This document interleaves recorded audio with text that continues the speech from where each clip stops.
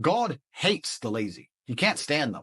If he gives you all these genetic dispositions and these natural God-given gifts, if you have 2 arms and 2 legs and you can think, and you're not trying your absolute best, that's the reason you're not lucky. He doesn't like you. He likes the people which show him the beauty of his own creation. He likes to give somebody building blocks and them to build something amazing.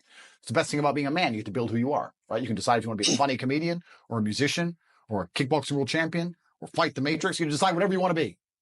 God loves to see that. Those people, for some reason, seem to be enormously lucky, right? The person who goes, I don't have to prove anything to God. I don't owe all of my ancestors any effort. You know, for 5,000 years, people were dodging saber-toothed tigers and catching the plague and running from Genghis Khan. I don't owe them anything. I don't owe them a thing because I want to play video games. These people are losers. I wake up every day with something to prove. I have hundreds of millions of dollars. I'm in fantastic shape, 4 times world champion, fighting the Matrix out here by myself. More. I will have to be braver. I must try harder. All I do is prove myself.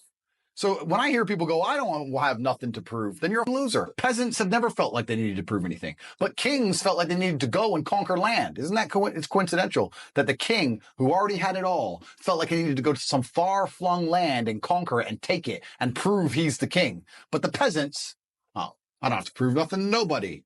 You're a loser then. You're a dummy. I absolutely and utterly, completely have everything to prove to everybody all of the time.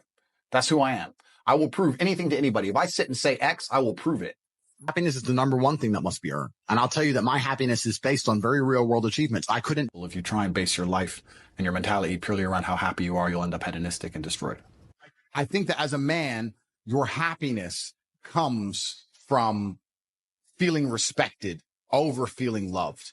And the reason perhaps you're happy now is because you have more respect for yourself because of the decisions you're making. And you have self-respect. Yeah. And I think that a lot of men, even if they have self-respect, if nobody else respects them, they're struggling. I have no interest in being happy. I wake up and say, how can I be proud of myself? What can I achieve that makes me proud of myself? How can I do things that make other people respect me and are proud of me? How do I have a day which I complete when I come home? The woman who's in my house says, wow, there's no man like you. How do I live a life so my children look at me and go, Dad's a superhero? How do I make my mother call me and say, I couldn't possibly be more proud of you? I have duties to complete. I have to live the exact same life regardless of how I feel. So for me, happiness is not a good indicator on how life should be lived. Happiness to me is a super interesting concept because when people come to me and say, I'm not happy, I say, why should you be happy? They're like, what do you mean? It's like, who told you you should be happy all the time without working for it? Happiness is at the top of a mountain somewhere. You ain't been anywhere. You haven't even climbed it. Nobody cares about men being happy. We talk about women being happy. We want children to be happy. If you look at a full-grown man on Christmas morning, he's smiling because his wife is smiling. He's smiling because his children are smiling. Nobody even buys him anything. What do they buy the dad? Socks?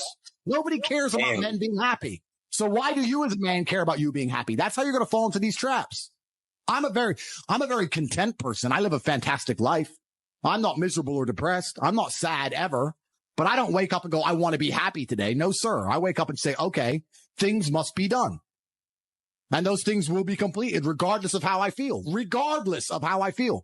You can lock me in a dungeon for an unknown amount of time in Romania, and I will still complete as many push-ups as I can possibly do in the dark by myself. What else am I going to do? Sit there and be sad? Happy or sad? The push-ups must be done. It's called duty. It's called honor. It's called pride. So I'm asking you why you don't have them. You could be a genuine force for good in the world. And you know what's funny in the world? And you know what's funny? The funniest thing, the most ironic thing about all of this is that if you don't prioritize happiness and you prioritize feeling proud of yourself, you end up happy by extension. I'm happy because I'm proud of myself because I have a fantastic life and mansions and supercars and money, most famous man in the world, thousands of love letters a week from beautiful women. Of course I'm happy, but I didn't ever choose to try and be happy. If I would have chosen to try and be happy, I would have never ended up happy.